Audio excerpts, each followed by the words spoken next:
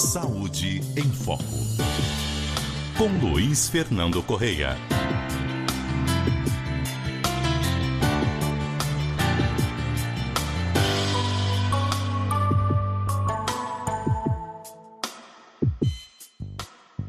Muito bom dia, doutor Luiz Fernando Correia. Bom dia, Milton. Bom dia, Cássia. Bom dia, ouvintes. Bom dia, doutor. Doutor Luiz Fernando Correia, nós temos acompanhado aí no noticiário o caso envolvendo alguns produtos IP, à medida que houve uma decisão tomada pela Anvisa com alerta para riscos, etc. E a gente quer entender que riscos são esses, que bactéria pode surgir, como é que isso se caracteriza, até para que a gente tenha uma noção melhor do que se está falando nesse momento. Pois bem, Milton, é o seguinte, a gente teve na quinta-feira, agora dia 7, a publicação de uma resolução, a 1834, pela Anvisa, que mandou recolher 24 produtos diferentes da marca IP, né? Detergente, sabão líquido para roupa, até desinfetante. E o motivo, até eu fui ler a resolução oficial da Anvisa, a inspeção encontrou falhas graves no processo de fabricação na unidade de Amparo, que fica em São Paulo.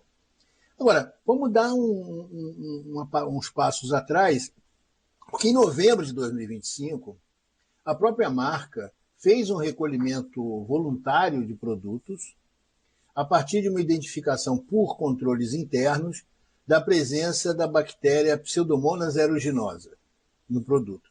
Inclusive, foi esse recolhimento voluntário que motivou um monitoramento contínuo, segundo a própria Anvisa, desde aquela época, e que acabou agora redundando nessa visita, né, nessa inspeção que durou 4 dias, segundo a Anvisa, que acabou publicando a resolução com recolhimento. Então, isso é o que está por trás da história. E o que é essa bactéria? Porque é interessante que nessa resolução agora do dia 7 não se cita bactérias, se cita falhas no processo produtivo da empresa e nas condições internas da empresa, enfim. Uma coisa generalizada. Não há laudo oficial de uma bactéria. A bactéria foi citada pela própria IP lá em novembro. Então, apesar de que vale o registro que no dia 8, na sexta-feira, a IP foi na justiça e conseguiu eliminar com efeito suspensivo, o que não quer dizer que torna o processo seguro, simplesmente a justiça disse que ela pode vender. Então, isso é questão judicial, não é com a gente. Isso é para advogado e para juiz. Agora, com relação à saúde, qual é a história dessa bactéria?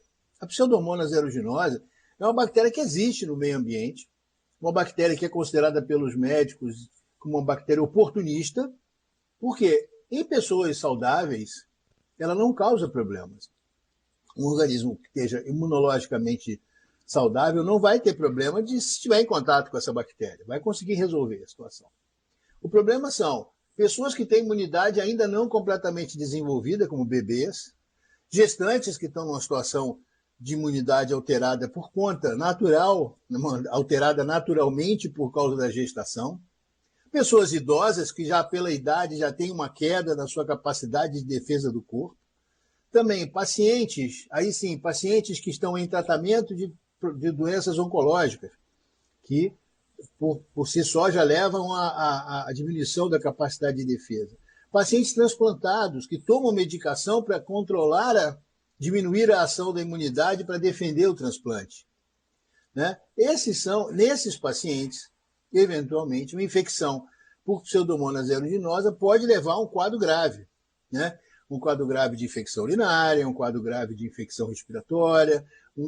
Se tiver uma ferida aberta, você pode ter uma situação de uma complicação dessa ferida. E essa bactéria, dentro do ambiente hospitalar, ela é um grande problema quando acontece. Ela se adapta muito facilmente ao meio ambiente. Então, aí, você imagina que uma bactéria que consegue sobreviver dentro de um detergente não é uma bactéria, é uma bactériazinha capaz de se adaptar bastante, né, gente? Vamos entender isso. Então, essa bactéria, ela se adapta ao meio ambiente hospitalar com muita facilidade, se não forem cumpridas as normas de higiene, as normas de precaução, pode acontecer, já aconteceram surtos de Pseudomonas aeruginosa em hospitais. E você encontra pacientes nessas condições, geralmente pacientes crônicos, pacientes em internação prolongada, que têm sim um risco aumentado e muitas vezes estão colonizados até por essa bactéria.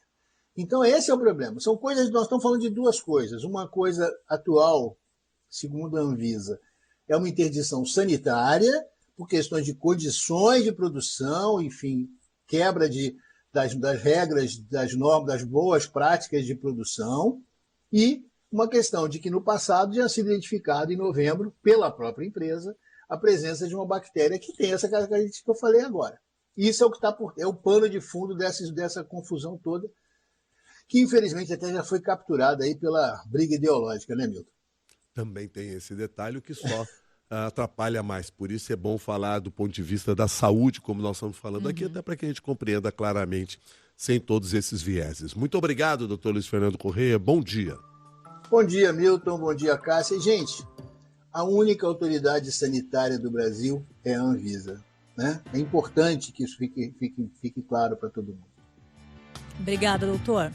E lembrando que no nosso site tem uma reportagem a respeito desses produtos, em que você fica sabendo exatamente quais são os produtos que podem estar contaminados. São aqueles de lote final 1, e tem ali a informação de como entrar em contato com a empresa para retornar estes produtos que não devem ser descartados em casa e nem utilizados.